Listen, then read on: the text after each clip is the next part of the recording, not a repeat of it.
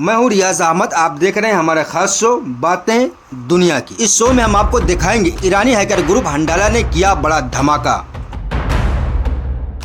Donald Trump का 8 billion वाला हथियार प्लान, जिससे मचेगी अरब मुल्कों में हलचल। मुस्तफा खामनेई का नया फरमान, फौजी जीत के बाद अब किस जिहाद की तैयारी। लेबनान बॉर्डर पर हिजबुल्लाह ने मचाया कोहराम, इजरायली फौज का हुआ बड़ा नुकसान। और दमिश्क में सरेआम कत्ल, सैयदा ज़ैनब मजार के इमाम को आखिर किसने बनाया निशाना। इन हेडलाइंस में जितने थे सवाल, उन सब के हम एक एक करके देंगे जवाब। तो इस शो को आगे बढ़ाते हैं बड़ी खबर के साथ। दोस्तों, साइबर जंग के मैदान में एक बड़ा धमाका हुआ है। प्रो ईरानी हैकर ग्रुप हंडाला ने दावा किया है कि उसने अमेरिका के पूर्व ईरानी दूत यानी खुसूसी इलायची रॉबर्ट मैली के सिस्टम में सेंध लगा दिए और 1.5 लाख टॉप सीक्रेट यानी इंतहाई खुफिया ईमेल और हजारों निजी बातचीत को सार्वजनिक कर दिया। दोस्तों, वही रॉबर्ट मैली हैं जो ईरान के खिलाफ अमेरिकी पाबंदियों को डिजाइन करने वाले प्रमुख चेहरों में से एक थे। दोस्तों, हंडाला कोई नया नाम नहीं है। ये प्रो ईरानी और प्रो फिलिस्तीनी हैकविस्ट ग्रुप है जिसने साइबर सुरक्षा कंपनियां ईरान के मुखबरात मंत्रालय यानी साइबर सिक्योरिटी इंटेलिजेंस से जुड़ी हुई बताई जाती हैं। ये इस ग्रुप का नाम फिलिस्तीनी कार्टून चरित्र हंडाला के नाम पर रखा गया है। पिछले कुछ महीनों में इस ग्रुप ने कई बड़े दावे किए हैं, जिसमें एसबीआई डायरेक्टर काश पटेल का निजी ईमेल हैक करना, अमेरिकी मेडिकल कंपनी स्ट्राइकर पर हमला करना और बहरीन में तैनात 2379 अमेरिकी मरीन की निजी जानकारी लीक करना शामिल है। अमेरिका ने इस ग्रुप के सदस्यों की पहचान और गिरफ्तारी के लिए $10 मिलियन करीब 85 करोड़ रुपए के इनाम भी रखे हैं। दोस्तों, रॉबर्ट मैली का ये मामला कोई एकाएक नहीं उठा। आपको बता देंगे मैली को अप्रैल 2023 में उनके पद से निलंबित यानी सस्पेंड कर दिया गया था और उनकी सुरक्षा मंजूरी यानी सिक्योरिटी क्लियरेंस रद्द कर दी गई। इसके पीछे कारण क्या था, ये सवाल लंबे समय से अमेरिकी कांग्रेस में उठ रहा था। अब रिपब्लिकन सांसदों ने साफ किया है कि मैली पर आरोप है कि उन्होंने गुप्त दस्तावेज निजी ईमेल और निजी फोन में ट्रांसफर कर लिए थे और फिर एक होस्टाइल साइबर एक्टर यानी कोई दुश्मन हैकर ने उन तक पहुंच बना ली। अब इसी हैकर के बारे में कयास लगा जा रहे हैं कि वो हंडाला ही था। हंडाला ग्रुप ने अपने बयान में कुछ बेहद गंभीर आरोप लगाए हैं। हैकर्स का दावा है कि लीक हुए दस्तावेजों में इस बात के सबूत हैं कि ईरान पर पाबंदियां लगाने में ज़ायोनिस्ट लॉबी का सीधा हाथ था, यानी तेल की बिक्री रोकना और ईरान को आर्थिक रूप से घुटने टेकने पर मजबूर करना। वहीं हंडाला ग्रुप का आरोप है कि मैली और उनकी टीम ने कई खाड़ी देशों जैसे यूएई, सऊदी अरब के साथ गुप्त रूप से साठगांठ की है। इन देशों को तेहरान पर दबाव बनाने के लिए इस्तेमाल किया गया। हंडाला ने मैली को दहशतगर्द करार दिया। उनका कहना है कि पाबंदियों के जरिए ईरानी आम नागरिकों को मौत के घाट उतारा गया। ये अमेरिकी विदेश नीति के अंदरूनी रहस्यों का एक बड़ा सेंध है। ये भी साबित करता है कि जो अमेरिकी अधिकारी दुनिया के दूसरे देशों पर जासूसी और प्रतिबंधों की निगरानी कर रहे थे, उनकी अपनी सुरक्षा भी संदिग्ध है। पेंटागन और अमेरिकी विदेश विभाग ने अभी तक इस लीक हुई ईमेल पर कोई आधिकारिक प्रतिक्रिया नहीं दी है, लेकिन कयास लगाए जा रहे हैं कि इन ईमेल में अमेरिकी दबाव बनाने की वे कितनी काली चालें उजागर होंगी, जिनसे वाशिंगटन की साख को बड़ा धक्का लग सकता है। हंडाला ने यह भी धमकी दी है कि आने वाले दिनों में अमेरिका के और बड़े अधिकारियों के निजी संदेश भी जारी किए जाएंगे। दोस्तों, बढ़ते हैं अगली खबर की तरफ। मिडिल ईस्ट में एक बार फिर हथियारों की बारिश होने वाली है। इससे अमेरिका का कमाल का बिजनेस का या जंग की नई तैयारी, लेकिन अरबों डॉलर फिर से वाशिंगटन की जेब में जाने वाले हैं। ये पूरा खेल समझिए। पहले अमेरिका ने अरब मुल्कों को महंगे हथियार बेचे, फिर ईरान के खिलाफ जंग छेड़ी। अपने अड्डों और साख को बचाने के लिए उन अरब मुल्कों के हथियार खर्च करवाए गए और अब अमेरिकी राष्ट्रपति डोनाल्ड ट्रंप की हुकूमत फिर उन्हीं मुल्कों को नए सिरे से हथियार बेचने जा रही है। यही है क्रोनोलॉजी। हबीबी, लो हथियार चलाओ और हमें बचाओ। 2 मई 2026 की ताजा खबर के मुताबिक अमेरिकी स्टेट डिपार्टमेंट यानी विदेश विभाग ने मिडिल ईस्ट में अपने साथियों यानी अलायंस के लिए $8.86 बिलियन से ज्यादा के हथियारों की डील यानी समझौते को मंजूरी दी है। दोस्तों, ईरान के साथ जंग शुरू हुए 9 हफ्ते बीत चुके और सीज फायर हुए अभी 1 महीना भी नहीं हुआ, लेकिन हथियारों का यह नया ऑर्डर साफ इशारा कर रहा है कि मिडिल ईस्ट में अमन यानी शांति सिर्फ एक दिखावा है। ये इशारा भी है कि ईरान ने इतना मारा है कि बचने के लिए सब कुछ झोंक दिया गया। असल में यह इजराइल फर्स्ट की पुरानी पॉलिसी को निभाने के लिए अरबों का पैसा अमेरिका की तरफ बहाने का एक नया रास्ता है। जानकारों का मानना है कि इन खतरनाक हथियारों की सप्लाई का मतलब है कि क्षेत्र यानी खित्ते में कभी भी दोबारा धमाके शुरू हो सकते हैं और अमेरिका इस डिस्ट्रक्टिव बिजनेस यानी विनाशकारी व्यापार में अपना फायदा निकालने में कोई कसर नहीं छोड़ रहा। बाजार में टिके रहने का और कंपनियों को चलाने का सबसे मुख्य जरिया क्या है, मॉडल क्या है? पहले जरूरत पैदा करो, फिर माल डंप करो, यही होता है बिजनेस। बड़ी बड़ी फिल्में हमने देखी हैं, पहले बीमारी छोड़ी जाती है किसी गरीब मुल्क में, फिर उसकी वैक्सीन लाई जाती। दुनिया को डराया जा चुका होता है, दुनिया तो वो वैक्सीन खरीदती है जहां वो बीमारी ही नहीं फैली। हम इससे पहले ही बचना चाहते हैं। अब अगली खबर सुनिए सर। ईरान के supreme leader Sayyid Mujtaba Khamenei का एक बड़ा बयान आया। उन्होंने एक बड़ा ऐलान करते हुए कहा है कि फौजी मैदान में जीत हासिल करने के बाद अब ईरानी कौम को माली आर्थिक जंग में भी दुश्मनों को शिकस्त देनी होगी।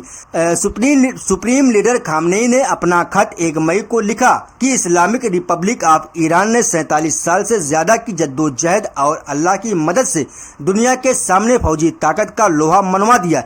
अब उन्होंने साफ लफ्जों में कहा है कि तरक्की के दुश्मनों के खिलाफ जंग में अपनी काबिलियत साबित करने के बाद अब वक्त आ गया है कि उन्हें माली और कल्चरल जिहाद, आर्थिक और सांस्कृतिक संघर्ष के जरिए भी नाकाम और मायूस किया जाए।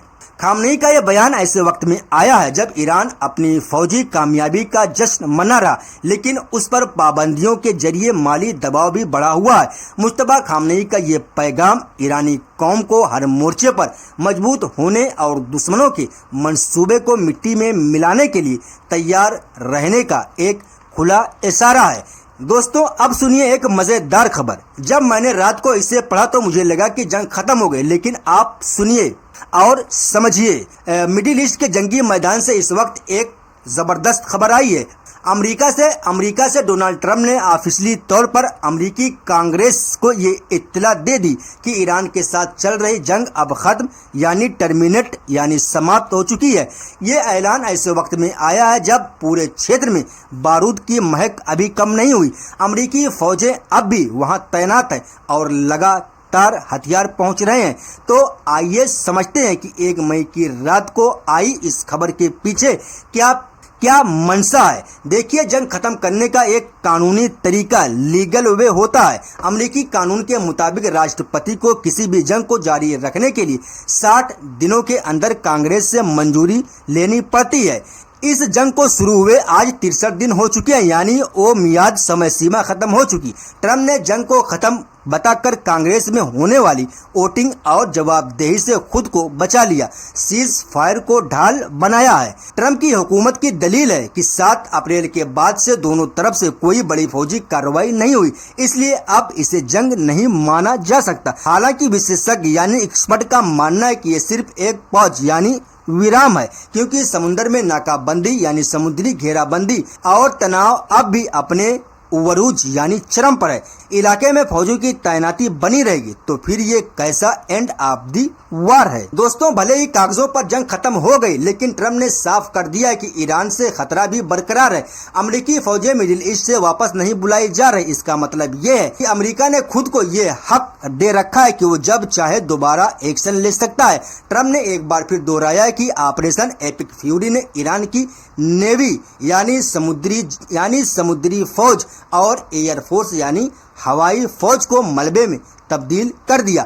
उनका दावा है कि ईरान अब बातचीत की मेज पर आने के लिए बेताब है, क्योंकि उसकी इकोनॉमी यानी अर्थव्यवस्था और फौजी ताकत अब और मुकाबला करने के काबिल नहीं बची है।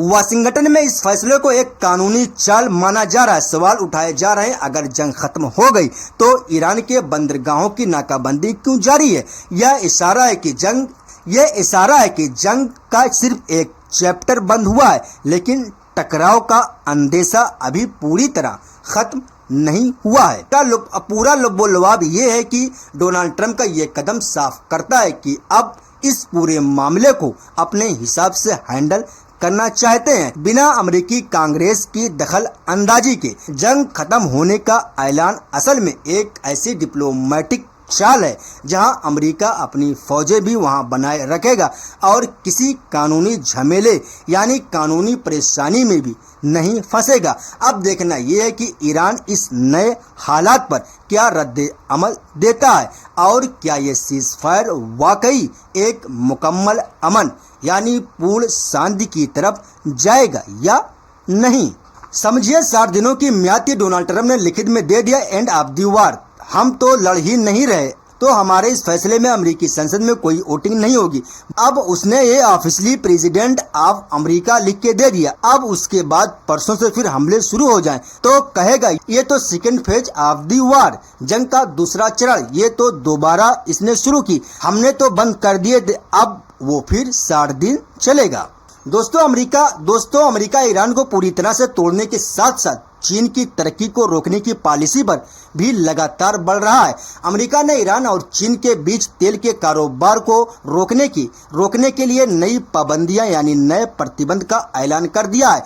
1 मई की रात ये ऐलान हुआ है। अमेरिकी ट्रेजरी डिपार्टमेंट ने एक बयान में कहा है कि इन पाबंदियों की जद में कई कंपनियां एक सख्त और जहाज शामिल हैं जो ईरानी पेट्रोलियम और पेट्रोकेमिकल प्रोडक्ट्स यानी पेट्रो रासायनिक उत्पाद की खरीद फरोख्त और लाने ले जाने में लगे थे। इन पाबंदियों का निशाना खास तौर पर चीन की कंपनी किंग दाओ हाई ऑयल टर्मिनल को बनाया गया।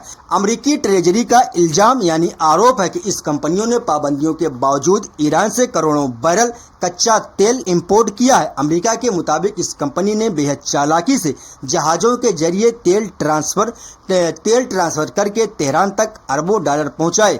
गौरतलब है कि ईरान के तेल पर यह पाबंदियां डोनाल्ड ट्रंप के पिछले दौर की हुकूमत में लागू की गई थी, जिन्हें अब और सख्त किया जा रहा है।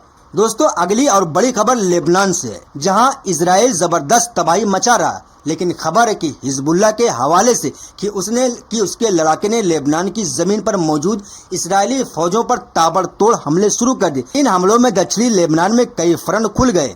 कस्बों में मौजूद इजरायली फौजियों और उनकी गाड़ियों को निशाना बनाया गया। इजरायली मीडिया के मुताबिक इन हमलों में कई इजरायली फौजी जख्मी हुए हैं। खबर के मुताबिक बिंत जुबैल में मौजूद इजरायली फौजियों और हिजबुल्लाह ने तोपखाने से गोली बरसाए। इसके अलावा अल बयादा में एक डाइविंग एक्सप्लोसिव यानी पानी में जाने वाला धमाका करने वाला ड्रोन के जरिए इजरायली सिपाहियों पर हमला किया गया। हिजबुल्लाह ने अधिसूचित अल कुसैर में भी इजरायली ठिकानों के खिलाफ हथियारों का इस्तेमाल हुआ है। इजरायली मीडिया भी कह रहा है कि हाँ जी नुकसान हुआ है, फौजी जख्मी हुए। लेबनान के इस इलाके में हिजबुल्लाह की इन कार्रवाइयों से इजरायली फौज के लिए मुश्किलें काफी बढ़ गई हैं। हमने एक ड्रोन हमला ऐसा भी देखा जिसमें इजराइल का टैंक धू करके जलने लगा। नुकसान दोनों तरफ होते हैं। इजराइल के पास भारी हथियार है, फाइटर जेट लड़ाकू विमान, वो ज्यादा तबाही मचाता है लेकिन उसे भी नुकसान होता है। खबर को यहीं पर समाप्त करते हैं। मिलते अगली बार, अपना ख्याल रखिएगा। अल्लाह हाफिज।